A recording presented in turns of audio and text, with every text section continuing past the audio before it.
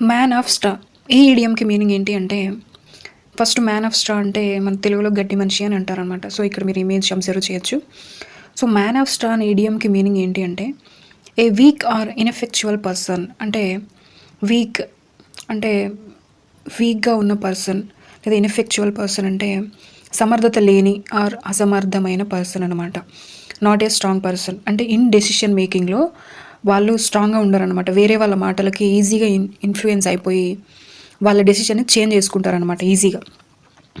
Someone who lacks real substance or power. So, వాళ్ళకి real substance or power అనేది లేకుండా ఉండడం అనమాట. వీక్‌గా ఉంటారు, ఇన్‌ఎఫెక్చువల్‌గా ఉంటారు, ఈజీగా ఇన్‌ఫ్లూయెన్స్ అవుతారు.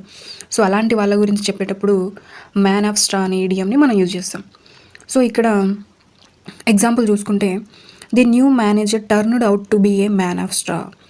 కొత్త మేనేజర్ అంట మ్యాన్ ఆఫ్ స్ట్రాగా మారిపోయాడంట. Unable to handle the challenges of the job. So, అతని జాబ్‌లో ఉన్న ఛాలెంజెస్‌ని అతడు ఏబుల్ చేయట్లేదు. Unable to handle. సో, అతన్ని ఏమంటారు? అసమర్థంగా తయారైండు గదా! సో, అలాంటి పర్సన్ గురించి చెప్పేటప్పుడు మ్యాన్ ఆఫ్ స్ట్రా అనే ఈడియంని మనం యూజ్ చేస్తాం.